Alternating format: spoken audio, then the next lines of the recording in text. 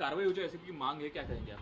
देखिए, मैं ऐसी बकवास और प्रोपेगेंडा फिल्म नहीं देखता जो सिर्फ झूठ की बुनियाद पे बनाई हो, झूठ दिखाया गया हो। ये कुछ चौवन्नी छाप लोग ऐसे हैं जो 2 रुपया कमाने के लिए सिर्फ और सिर्फ नफरत बताते हैं, झूठ फैलाते हैं और उसके सिवा कुछ उनको नहीं आता दिखाना। अब ये मैं तो पिक्चर तो देखा नहीं, मैंने तो मीडिया के जरिए से देख रहा हूँ कि नोटबंदी के बारे में कुछ दिखाया है कि उससे ऐसा हुआ। नोटबंदी में तो पूरा भारत देश लाइन में खड़ा हो गया था। उस टाइम तो नरेंद्र मोदी जी ने कहा था कि नोटबंदी के बाद सारे आतंकवादी गतिविधियां खत्म हो जाएगी। वो तो अभी तक चल रही है। तो कौन मानेगा इनकी फिल्म को सच्चा? हाँ, और बस कुछ नहीं, मुसलमानों को दिखा दो नेगेटिव रोल में, बस मुसलमान ऐसे, मुसलमान खराब, और बस अपने 2 रुपए की जो वो उनको कमाना है, वो नफरत के जरिए कमाने। तो ऐसे लोगों को तो बंद करना चाहिए। किस तरह की फिल्में बनाना तुम्हारे? अरे पिक्चर बनाओ एंटरटेनमेंट के लिए, पिक्चर बनाओ कुछ रियल हिस्ट्री दिखाने के लिए, पिक्चर बनाओ इंसान को खुश करने के लिए। पिक्चर आप नफरत फैलाने के लिए बना रहे हो। कितना नफरत आप फैलाना चाहते हो इस तरह की बकवास गलीज पिक्चरें बना बना के? तो ऐसी मूवीज के ऊपर सरकार को रोक लगाना चाहिए। पहले भी आ गई थी वो केरला फाइल और ये वो। तुमको पिक्चर बनाना है, हिम्मत है, हिम्मत अगर तुम्हारे में हिम्मत है ना, बनाओ तुम गोधरा फाइल्स, मानता हूं। अगर तुम्हारे में हिम्मत है ना, बनाओ एप्स्टीन फाइल्स। बताओ उसमें हरदीप पुरी का क्या रोल था, बताओ अनिल अंबानी का क्या रोल था, बनाओ ना ऐसी पिक्चर। मगर नहीं, या कुछ चुनिंदा रुपये कमाने के लिए चौवन्नी छाप आ जाते हैं। बस मुसलमानों को गालियां दिखाना, मुसलमानों के खिलाफ दिखाना। और पाकिस्तानी के लिए बनाई तो पाकिस्तान में दिखाओ ना भाई। यहाँ काय को दिखा रहे हो सबको नफरत फैलाने के लिए हमारे भारत देश में? सर, जिस तरह से प्रोपेगेंडा फैलाया जा रहा है, ये जानबूझ के ईद के मौके पे किया जा रहा है। ईद अभी कल ही ईद है। देखिए, दिख तो वही रहा ना। ये इनको मुसलमानों के त्योहारों से भी नफरत, एक एक सिस्टम चलाया है मुसलमानों के खिलाफ नफरत फैलाना है। तो नफरत फैलाने के लिए अब ये भी जरिया इस्तेमाल कर लिया कि अब एंटरटेनमेंट के जरिए से भी मुसलमानों के खिलाफ पूरी तरह से झूठ, बेबुनियाद बातें, नफरत, सिर्फ यही दिखाना है इनको। और कोई सच्चाई नहीं दिखाना चाहते ये लोग। गालियां पड़ रही है इसकी पिक्चर को देखो आप। ओके। सर, मोहन भागवत इनका स्टेटमेंट है कि ईरान में जिस तरह से वॉर चल रहा है, पूरी दुनिया अभी विनाश के कगार पर खड़ी है। और जो युद्ध में जले हुए देश है, उनका कहना है कि ये सब युद्ध जो है वो भारत ही रोक सकता है, इसलिए भारत को धर्म का आचरण करना चाहिए, ऐसे मोहन भागवत कहते हैं। कि भारत को रोकना चाहिए था। हम तो पहले दिन से बोल रहे हैं कि भारत की क्या पॉलिसी इसमें रही है। नरेंद्र मोदी खामोश क्यों है? वहाँ पर 160 बच्चियों का कत्लेआम कर दिया, ईरान में नरसंहार कर दिया मासूम स्कूल की बच्चियों का, जो स्कूल गए थे पढ़ने के लिए, लेकिन घर उनकी लाशें पहुँची।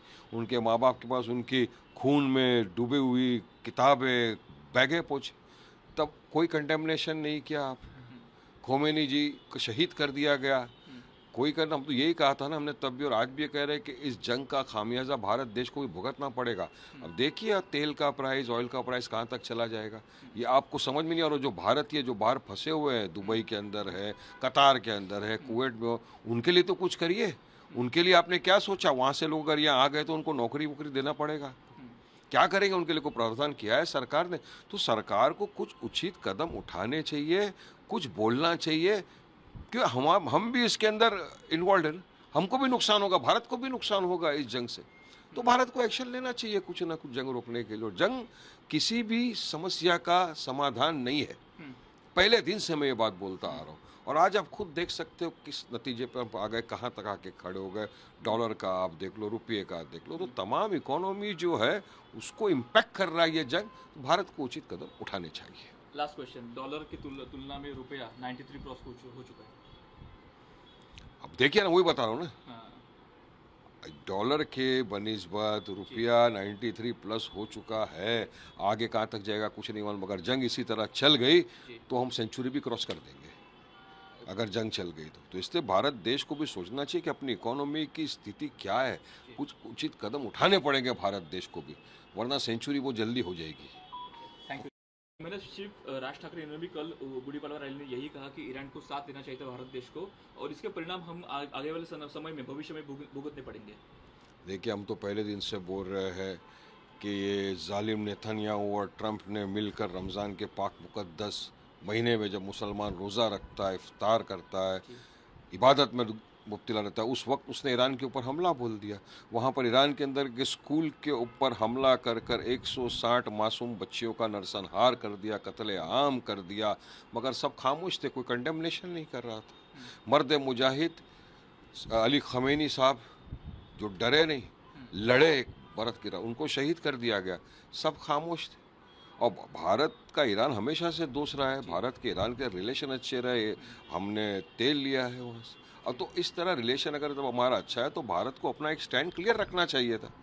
मगर हम यहाँ पे नेतान्याहू, हम यहाँ पे ट्रम्प की बाजू ले रहे, वो जालिम नेतान्याहू और जालिम ट्रम्प देखो जंग करके पूरे दुनिया का वो लोग ने बेड़ा गर्क कर दिया, बेगुनाह बेकसूरों को मार के।